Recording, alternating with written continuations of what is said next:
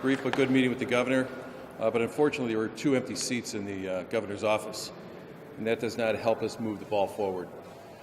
Illinois right now is the 5th highest tax burden in the country, 2nd highest overall debt, and our job growth has been flat, but if not unremarkable.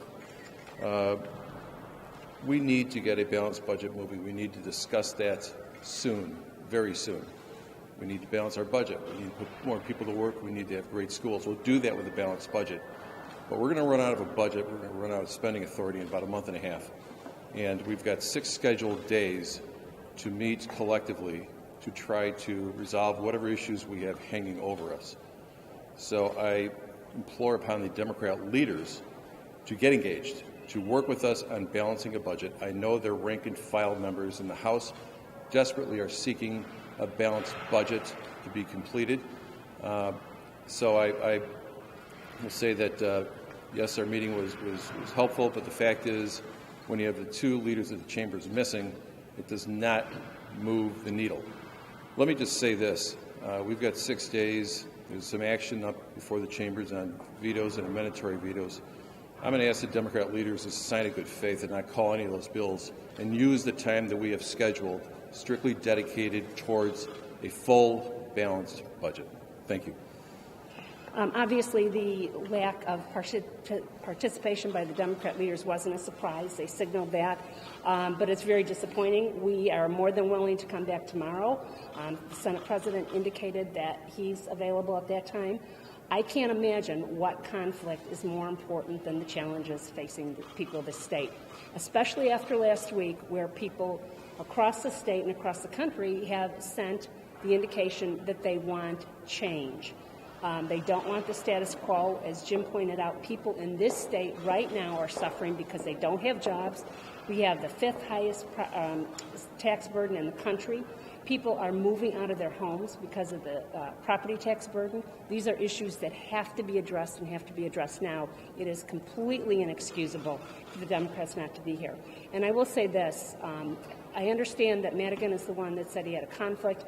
I frankly am disappointed that President Cullerton once again is going to walk in his shadow. It is unfortunate because he's the one that has indicated a willingness by his statements and so on to want to participate in finding a solution. So I hope he'll be here tomorrow morning, whether Madigan is or not. Why have a meeting if you can't all be there? Isn't this all just posturing? I mean, find a date and a time that works for everybody. We had one. It was today. Well, not if he had a conflict, right? Well, he said he was coming and then came up with conflict. It's game playing. He also then talked about an agenda. This is all game playing. This is all avoiding the issue. This is they need to figure out what they're going to do now to try to stymie the governor and people in the state who want things to move forward. We have 6 scheduled days on the calendar where both chambers will have all members in the building, and we're going to run out of spending authority in a very short amount of time. So this is the time to get to work. And I said earlier, let's not deal with the overrides, let's deal with the vetoes. And I'm going to say it again. It's a sign of good faith. I'm asking Democrat leaders to put that aside and work on these very important days over the next 2 weeks strictly on completing a full, balanced, fair budget. Well, leaders, we were with the governor on on Friday we were with the governor, and he said, I need a few of my reforms, or we can get to a balanced budget. And it sounded an awful lot like stuff we've heard 6 months, a year ago, a year and a half ago. I mean, is there any, it just sounded like a repeat. I mean, am I wrong? Well, the problems have not changed. The fact of the matter is this state is suffering with terrible economic growth, high taxes, and low job creation. I mean, that hasn't changed. I think the governor's been clear that fundamental to any budget, we can't balance the budget unless we deal with some reforms. And the people in the state do not want the status quo. We are once again saying the timeline is one the Democrats imposed. They said no talks until after the election. It's a week after the election. We're ready to go. They don't show. Does the fact that the comptroller's race and the U.S. Senate race, the 2 statewide races, both went Democratic, indicate that maybe there's not the mandate, you think, for change to what this governor? I don't know. We won 5 seats. And we defended a lot of seats in which we were outspent. But the seats that we won clearly were, I believe, a repudiation of what the Democrats have done in these chambers for so many years, almost 30 years. So I hope to get the hint that there is a movement out there that people are getting beyond frustrated with the lack of progress in this building. Well, let's make it perfectly clear. For the past 2 years, myself, Senator Radogno, and the governor have worked. We've stated that we will work with them on every issue. We will work on their priorities. That's why we had these working groups set up twice. Only both times they have the rug pulled out from underneath us at the last minute, and then they pass their unbalanced budgets. Those days are over. Let's get past the games. The election's over. They still have, we won some seats. Both of us won some seats, but they still are the majority party. Start governing. Is this now an issue of personality? I mean, is it realistic to expect the speaker to sit down at this table after so much money was spent targeting him? He's got a job to do on behalf of the people of the state of Illinois. This state is suffering. Services are suffering. I don't care, and that's insane to think that because he lost seats, he shouldn't have to participate. That is an absolute dereliction of duty. I'm not saying whether it's right or not, but is Okay. that what we're dealing with here? I mean, he's been known.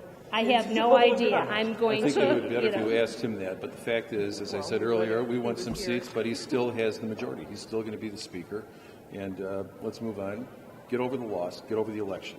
It's time to govern. What does it mean that the next president will be Donald Trump? What does that mean to Illinois? Honestly, I think that the national situation is still developing. We'll have to wait and see how their interest in immigration reform, in dealing with some of the issues that are, in fact, federal issues. I think we have yet to see how it will affect Illinois. But my point is, it matters less who the president is than that we in this state get it right and sit down together and deal with our disagreements here. Do you have anything to add to that, Leader? No. Could you respond, Leader Durkin, to my question about the governor's statement Friday that he needs reforms before he gets to a balanced budget, and my query of whether this is just the same as 6, 12, 18 months ago? Look, I think it's clear that everything is still on the table, and the Democrats need to do that. Meet us halfway, meet us part of the way. That's important. They haven't given us an inch. Now, let's be where's clear. their plan? There is If no they don't plan, like but this. this governor has made it, he went on a limb and did something that a lot of first-term governors have said they wouldn't do.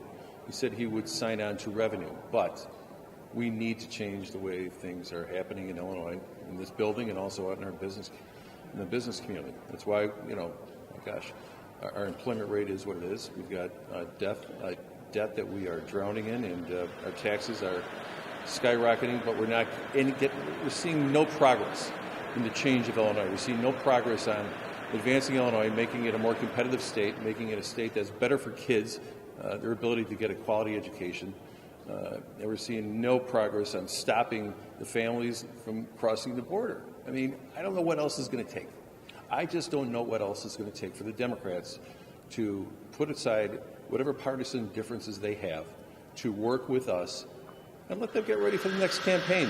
Every 2 years we're going to see that in the House. But the fact is, we have an opportunity over the next 6 days to make significant progress on an issue that has been daunting to not only this chamber but to everybody in the state of Illinois, and that is a full-year balanced budget. Leader Durkin, can you explain when you want then the vetoes to be acted on? Are you just saying not this week and reserve it until after Thanksgiving, I'm or just saying push it all aside? Like, why budget now and not deal with that? We have until the end of December to deal with the budget, so deal with the vetoes. Let's take care of the biggest issue we have at hand, and that's the budget, not the bills that are currently in the chambers waiting some type of action, whether it's through an override or any type of action. Illinoisans are demanding that we resolve the budget crisis, and we have the opportunity to do it. Let's use all of our goodwill and our capital in solving the budget crisis while we are here in this building, where both chambers will be filled with their members. So just let everything die then that's up for an override? Let's deal with it afterwards, but I'm just asking as a sign of good faith to put those off. They can call us back in when they want, but the fact is, this is the time to address the budget and to move on and get the state back going again. Were there any specifics discussed in the meeting about what exactly the governor wants or what she wants? I will just say that we had a good discussion, and we'll just keep those thoughts to ourselves. Historically, a lot of these kind of last-minute budget actions don't happen until January, When it takes fewer when it votes. takes fewer votes. I mean, do you really expect movement before then? Well, it does take some engagement in order to develop a plan, and that's what we had hoped today would be. Again, this was the Democrats' timeline. They said after the election. Now we have an excuse today. We will be available tomorrow morning. Everyone is in the building. I can't think of anything more important, not the federal elections, not the statewide elections, but rather than the legislature and the governor getting together to develop a balanced budget in this state. We need to do that. Anticipate a lame duck session in January? I don't know. I mean, we'll have to see. We don't run the chamber. We made some progress last week, but we still don't run the chamber, so I can't answer that. Politically, doesn't it benefit you to not have Democrats here? You can say, look, they're not participating again. We keep trying. No, I want a budget. Illinoisans want a budget, and the fact is this is an opportunity to discuss or at least try to agree upon some type of progress moving forward in a very expedited manner, and it's disappointing that the legislative leaders on the Democrat majority were not with us today. It's one less opportunity. Thank you. Thank you.